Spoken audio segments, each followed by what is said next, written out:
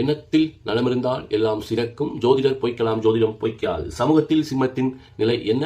சொல்வாக்கால் வருமா செல்வாக்கு? தன்னம்பிக்கை மற்றும் பிறரை வழிநடத்தி செல்வதில் தனித்தன்மை கொண்ட சிம்மத்தின் சொல்வாக்கால் வருமா செல்வாக்கு? சிம்மத்தில் பிறப்படுத்த ஆண்கள் மற்றும் பெண்களின் கவர்ச்சியான ஆழ்மை திறன் கண்டு அனைவரும் கவர்ந்து வேறுபடுகிறார்கள்.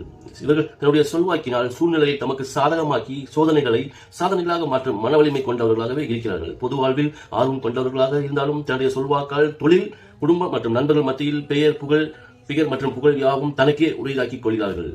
பிறருக்கு ஏற்படும் தேவையற்ற பிரச்சனை, அதாவது சமூக விரோதிகளால் பிறருக்கு ஏற்படும் தேவையற்ற பிரச்சனைகளை தன்னுடைய கடும் சொல்வாக்கினால் தாக்கி ஓட விரட்டும் வாக்கு வன்மை கொண்டவர்களாகவே இருக்கிறார்கள். தனியார் மற்றும் அரசாங்க பணிகளில் தான் பொறுப்பேற்கும் பதவிக்கு தன்னுடைய சொல்வாக்கால் வரும் புகழானது காலம் கடந்து மறையாமலே இருக்கிறது. இவர்கள் சொல்வாக்கானது தங்கள் கருத்துக்களை தைரியமாக வெளிப்படுத்தி மற்றவர்களையும் ஊக்குவித்து உற்சாகப்படுத்துகிறார்கள்.